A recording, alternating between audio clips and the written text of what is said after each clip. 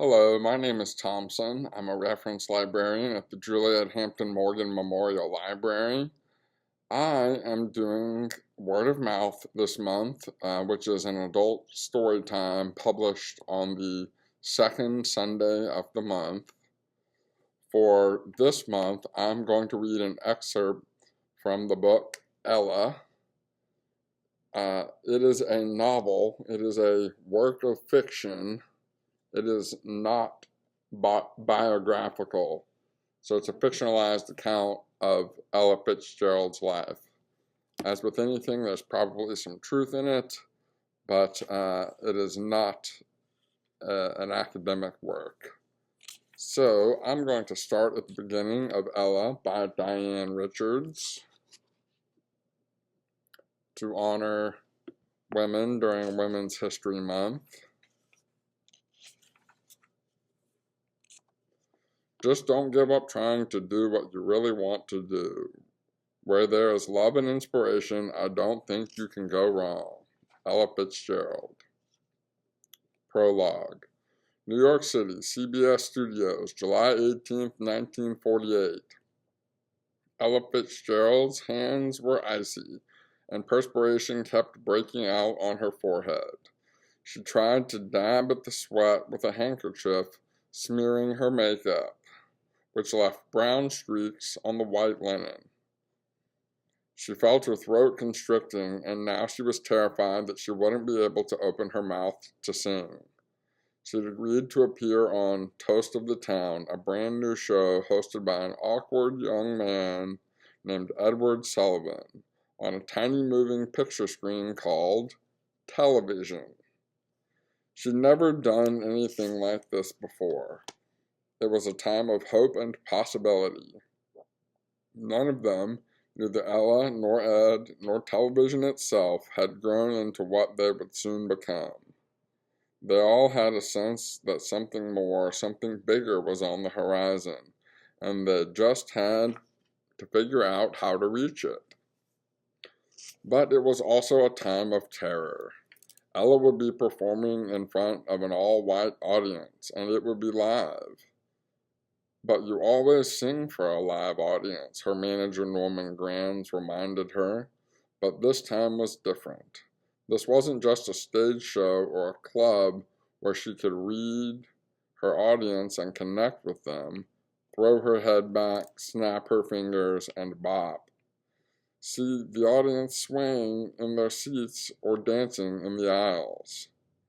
Today she'd be performing in a studio, staged and static, and she would become a moving picture that would appear on thousands of television sets all across America.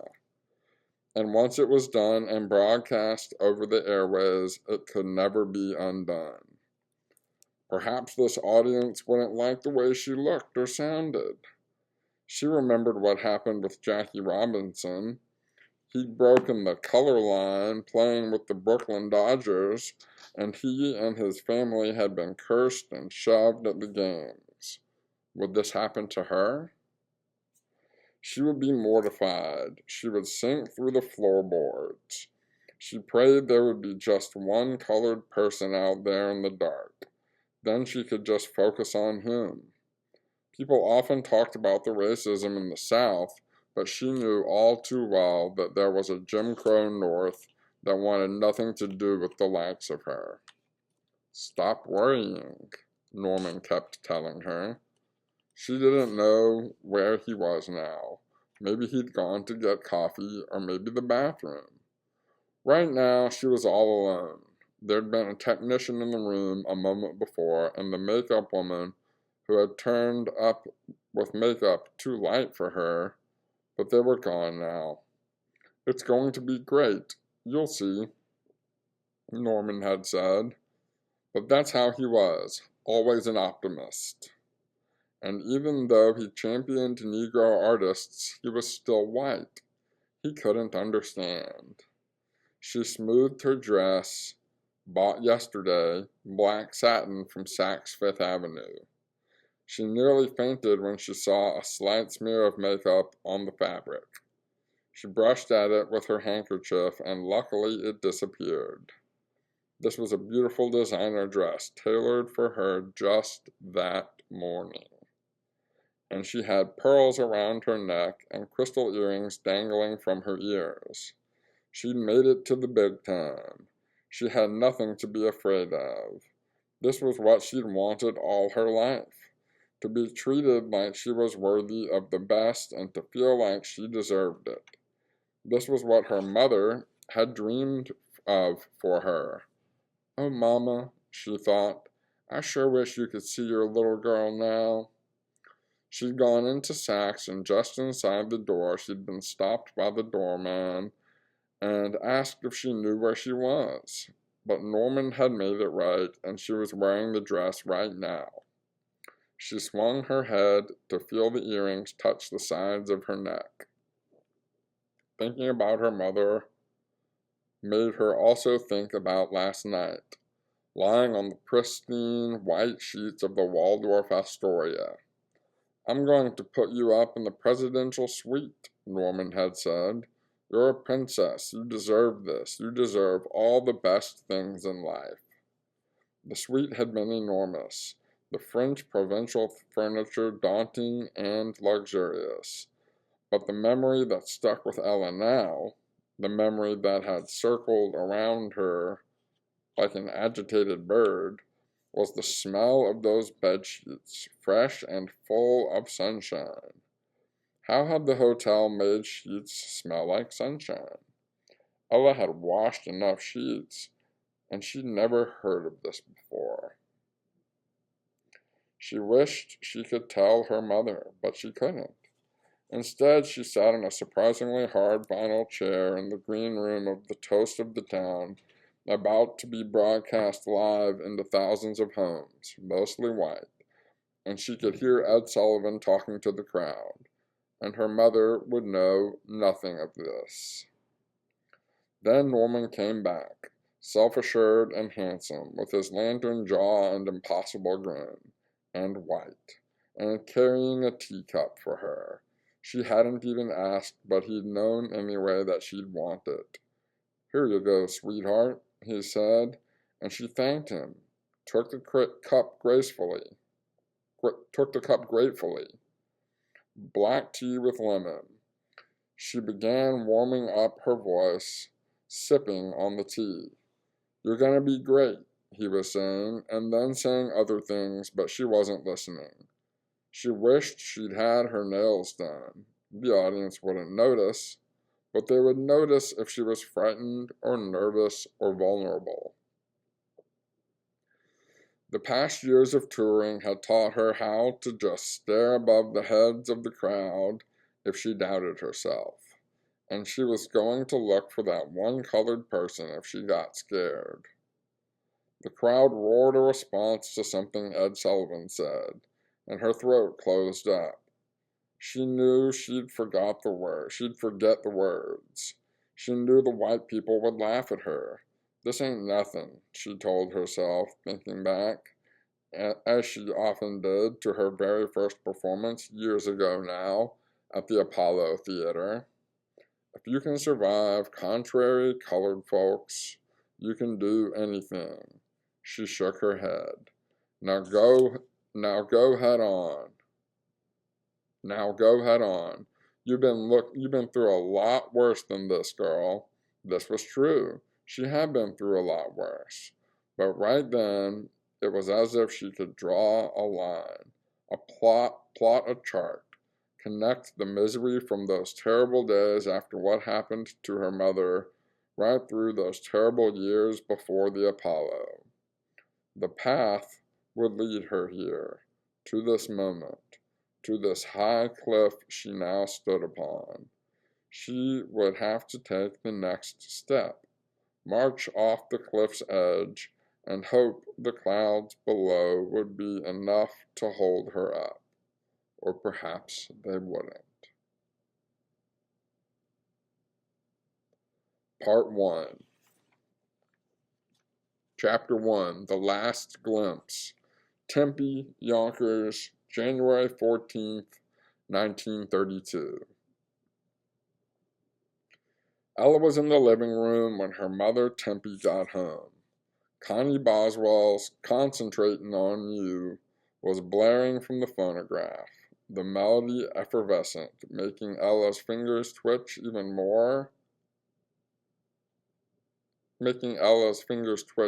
before she'd started dancing. Ella was showing her sister Franny a fun Charleston step when her mother hauled in 2 stuffed gray laundry sacks, their ends bunched tight with twine.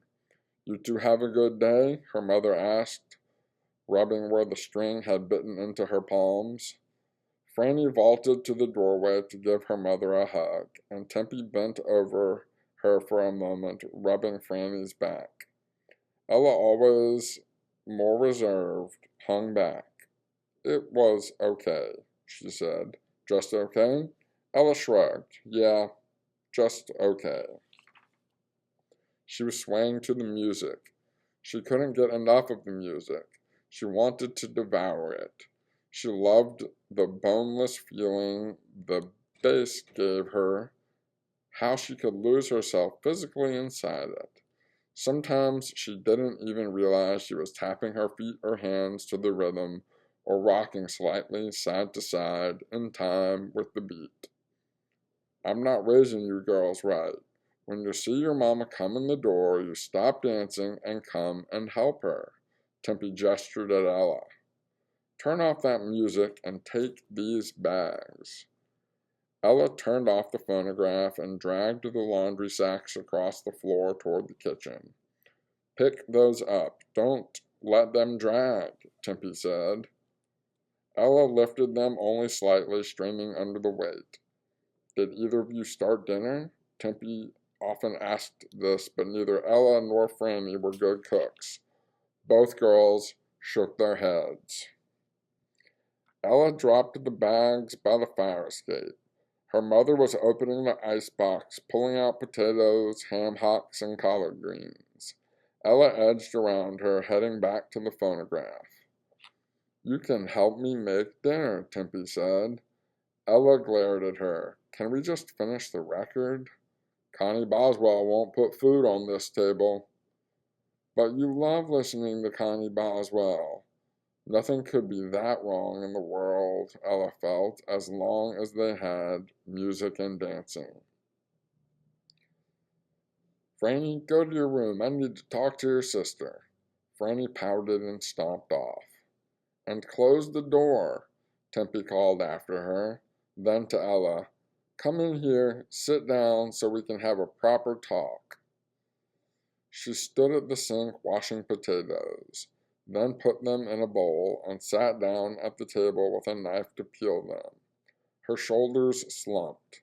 The edge of the kitchen table bit into her forearms, and she leaned over the bowl. The light from the fire escape gleamed off the back of her head, and she suddenly seemed older, more exhausted than Ella remembered. But when she straightened, pointed for Ella to sit across from her, handed her a peeling knife.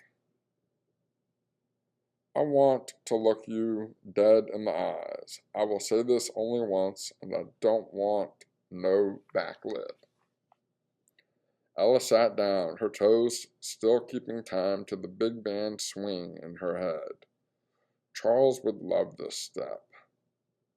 She moved her hips from side to side in the chair. "Stop that damn wiggling." Tempe passed her a potato. Her mother often sounded harried and put on, always exhausted, so Ella was used to this tone, used to serious talks. "You need to help out more around the house. You need to mind Franny for me." Ella did her best, but she also wanted to dance. She was good at it. Sometimes she only felt alive when she was buried in the music, her whole body pulsing with the bass and the trumpets and the lyrics. "You act like you don't understand how hard it is to put food on the table," her mother said.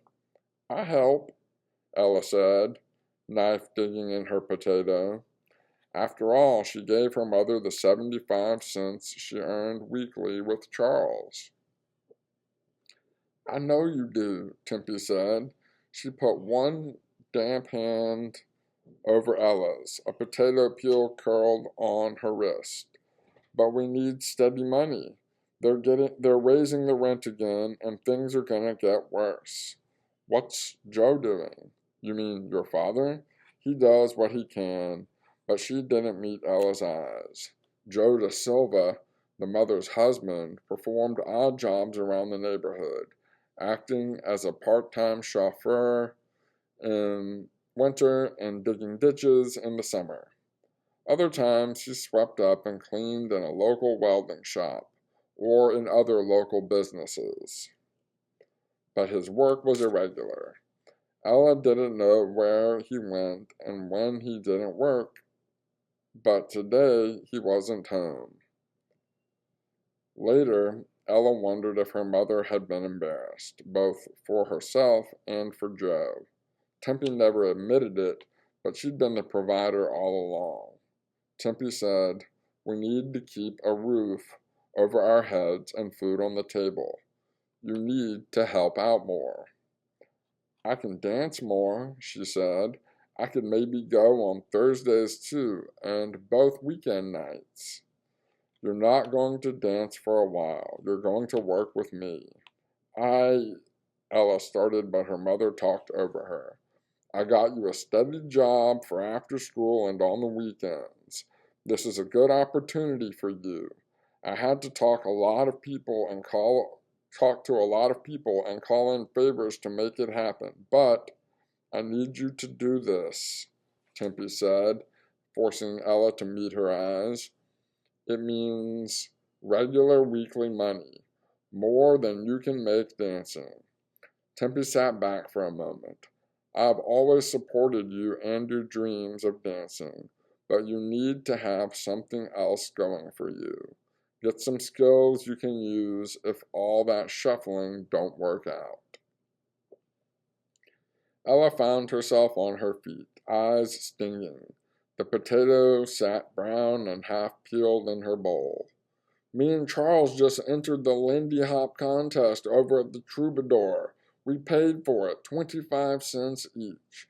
If we win, I'll make us money, a lot of money." "It won't be enough, and we can't count on it. Sit down." Tempe gestured. "It won't be enough, and we can't count on it. Sit down." Tempe gestured with her knife to the seat. "I told you I didn't want no backlip. You act like a wild pig running up and down this house every time I ask you to do something." "But you promised me I could dance." For years, ever since she was small, her mother would whisper to her, "You can be anything you want to be. You want to be a dancer? Then dance. The world can be what you make of it." Now, a life of scrubbing laundry like her mother unfolded before Ella, and that was no life she wanted to live. "I know, baby," her mother said. She peeled 5 potatoes to Ella's 1. "It's just that things have gone from bad to worse this time. You need to help." Ella didn't understand. She could make much more money dancing than she could scrubbing some white man's undershorts. And what was Joe doing anyway? Shouldn't he be earning money? "You promised," she said, and her voice came out like a shriek. "You promised I could dance. What about all your promises about never quitting?" Last year, Tempe had given Ella a poem that she'd copied in red ink on a piece of lined paper. "Keep Going," it was titled, and it ended with the line, "You mustn't quit." "Sometimes things ain't so easy," Tempe said. "I'm not saying you won't dance no more, just that right now I need you to bring in steady money, steadier money than your dancing can bring in." "But I have to keep learning new steps," Ella said. "There's always new steps, and the good dancers know all of them.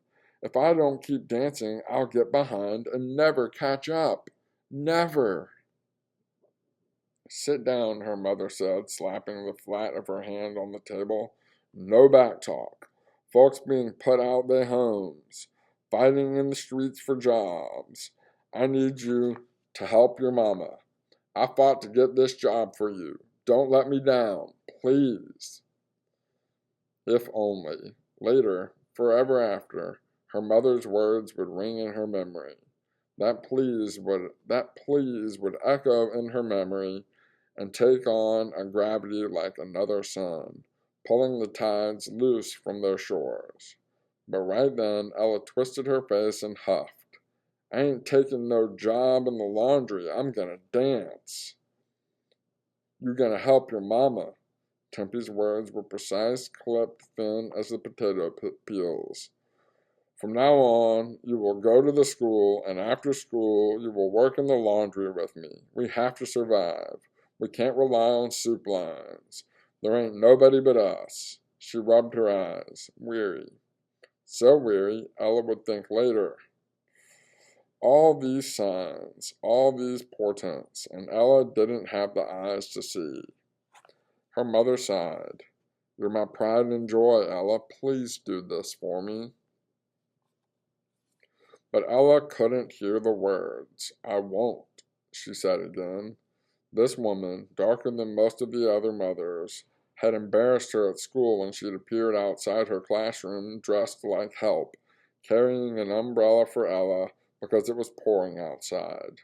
This woman had told her to dance for a better life, had promised that Ella wouldn't have to live like a domestic, a maid, a laundress, had filled Ella's head with dreams that she could rise above the squalor in Yonkers, and bought her music and a phonograph, had beamed when Ella had danced, had applauded when Ella sang. All of it was a lie. "I ain't gonna be like you," Ella screamed. "I ain't gonna do laundry for a living. That ain't gonna be me." "So you're raising your voice now?" Tempe pulled out a leather belt, bunched it in two. "Your Aunt Virginia told me I was going too easy on you. She was right. You need to think about someone other than yourself." Ella backed away toward the living room. "Where are you going?" Tempe stood, too, dropping the potato and the knife with a clang in the bowl. "Get over here." "You're just a..." Ella struggled to find a word. "You're just a nobody, working in white women's basements, cleaning their clothes. I want..." In a movement swifter than Ella had anticipated, her mother snatched her arm, holding it fast. The belt whistled through the air and walloped loud and sharp as Tempe lashed it hard against her legs.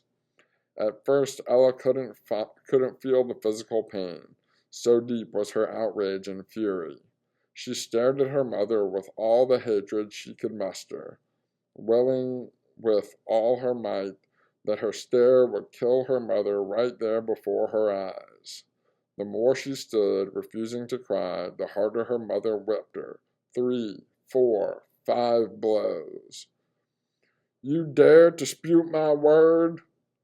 Now Tempe swung the belt over her head, lashed Ella's arms and back.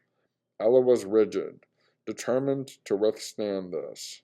She had a volcano sizzling within her for what she wanted to be, a dancer, free to anything other than what her mother was. She would not cry. She would not flinch. Finally, Tempe put down the belt. She had tears in her eyes, or perhaps it was just sweat. She levered herself back into her chair, her fingers whitening as she gripped the edge of the table. Ella tried to imagine all the hateful things she could call her mother, but instead she thought, over and over, "I wish you were dead." "This will be your last week dancing," her mother said. "You'll start at the laundry with me on Monday." Ella didn't answer. She didn't look at Tempe as she marched out of the room and into the tiny bedroom she'd shared with Franny. Didn't speak to Franny either, who was staring over at her with eyes wide. Ella lay fully clothed on their bed, covered herself in the thin blanket as if to shut out the world, and shoved her rage and sorrow into a vault, a tight safe. She refused dinner, lay in bed without coming to the table or acknowledging her mother or stepfather when he got home. When Franny tried to speak to her, she turned her face to the wall. She'd never forgive her mother, she vowed, never ever. The next morning, from her bedroom, Ella heard her mother singing Downhearted Blues, her favorite Bessie Smith tune. Ella was late for school. Her mother had woken her as usual, but Ella refused to budge, even when her sister Franny had grumbled out of their shared bed, packed up her books, and headed out for breakfast. Still Ella lay there, listening, despite herself, to her mother singing from the kitchen. It may be a week, it may be a month or two, but the day you quit me, honey, it's coming home to you. As usual, the relentless stench of the soaking laundry, acrid with grated lye, soap, and bleach, surged into the rest of the apartment.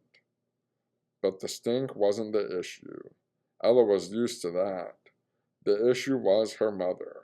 Ella hated her, hated how she looked, hands red and face squeezed tight over those pots on the stove, hated the memory of the beating she'd taken and could still feel all over her body.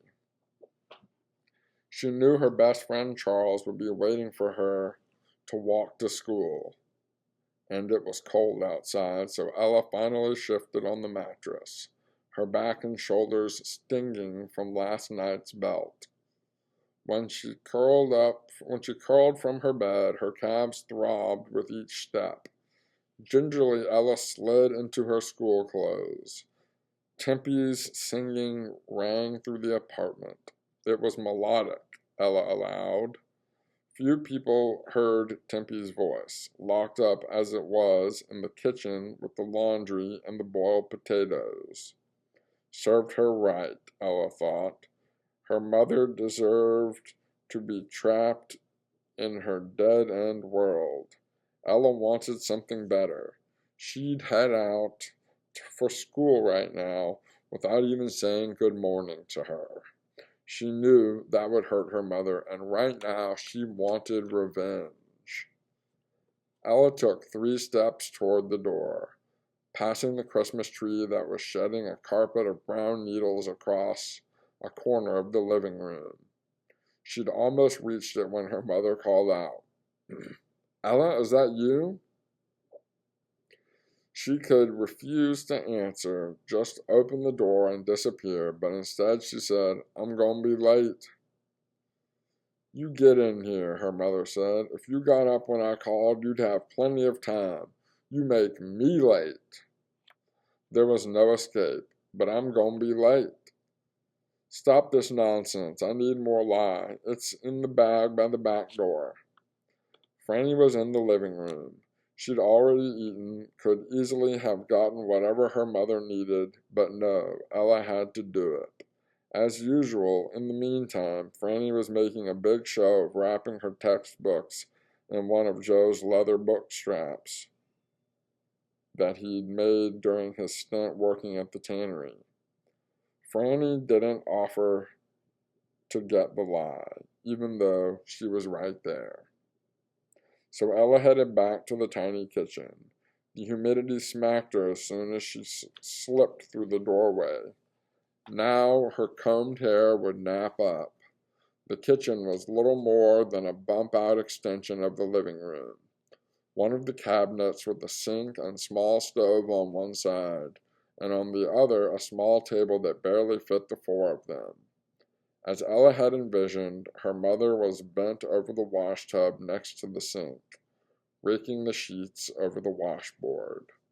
On the stove, cast-iron cauldrons of water bubbled and rattled like living things, desperate to escape. If only these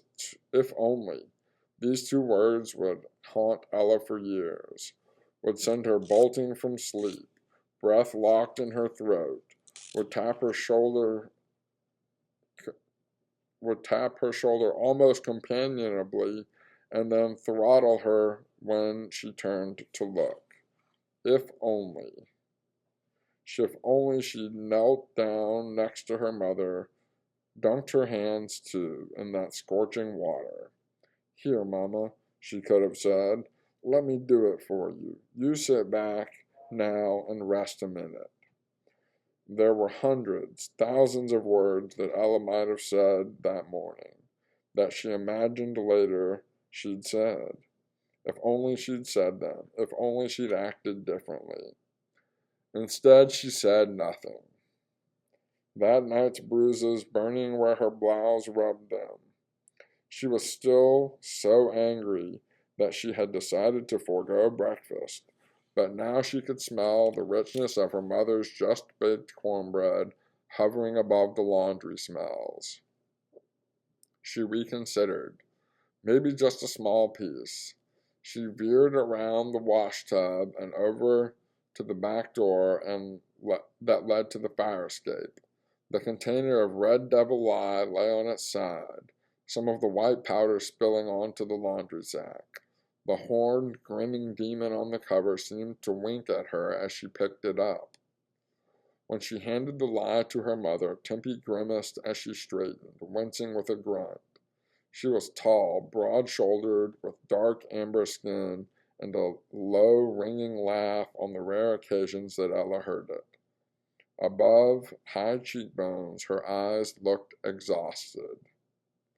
A few years back, her mother had gotten into a car accident, and although she seemed fine, she often said that her back ached, or her ribs, or sometimes her hips. She had trouble standing sometimes. Maybe, Ella thought, her back was troubling her today. Despite yesterday, Ella found herself saying, Mama, you all right?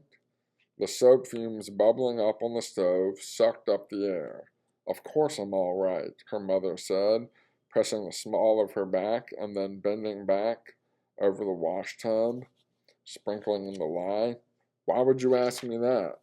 What you gonna do if I'm not all right? Ella never forgot those words, but in that moment she regretted that she'd asked. She slid over to the counter, poured the cornbread covered with a dish towel, and cut a larger piece than she'd originally intended. Pulled it from the pan. It was golden, deliciously warm. You remember what we talked about? Her mother said. You'll be back by 4 today. Her mother didn't have to say it again. Didn't have to gouge the wound even deeper. I know, Ella said. She cut a second, even bigger piece of cornbread while her mother wasn't looking. I don't want to be chasing you all over the streets tonight. Tonight would be one of the last nights that she and Charles would perform dance routines in local Yonkers clubs. 75 cents each to entertain the crowd. Ella lived for dancing, and this was good money for a 15-year-old, but apparently not good enough for her mother. Fine, Ella said, flouncing out of the kitchen. Make sure you put on your winter boots and wrap up, her mother called after her. Put on that woolly hat your daddy bought you. Franny, you bundled up good? You know I don't like that hat, Ella said, and her sister, who'd been lurking by the door, waited for Ella and yelled out, Yep, I'm wearing my gloves, too. Glad one of you has sense, Tempe said. That's how you catch a cold, trying to be cute with your head uncovered and your legs showing. Okay, Ella said. Bye, Mama, Franny called out. Love you. See you later, Ella said. She grabbed her woolly hat. She grabbed her woolly hat from the wall hook and jammed it on her head. She would stuff it in her pocket as soon as she turned the street corner.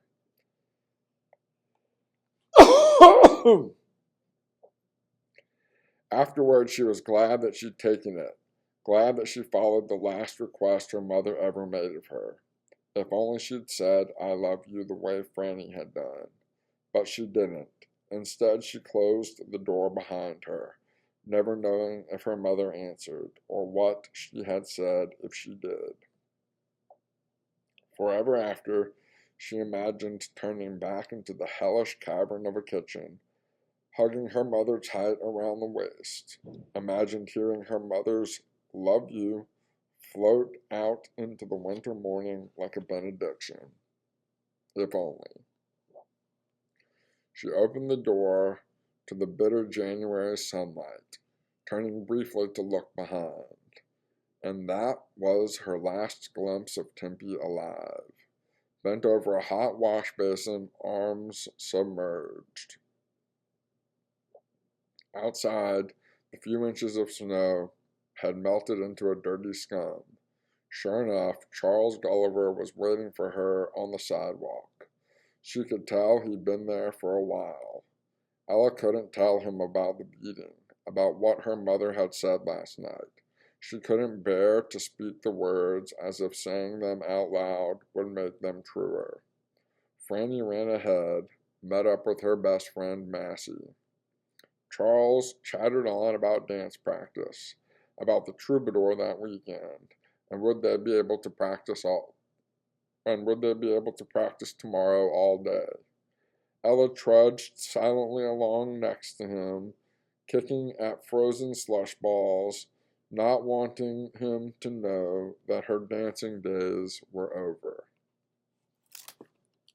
That's chapter 1 of Ella by Diane Richards. And also, I have a jazz club where we listen to artists like Ella Fitzgerald and others on Tuesday evenings at the last Tuesday of the month at 5:15 p.m. in the Montgomery Room. So I hope you enjoyed this excerpt of this new book from our library.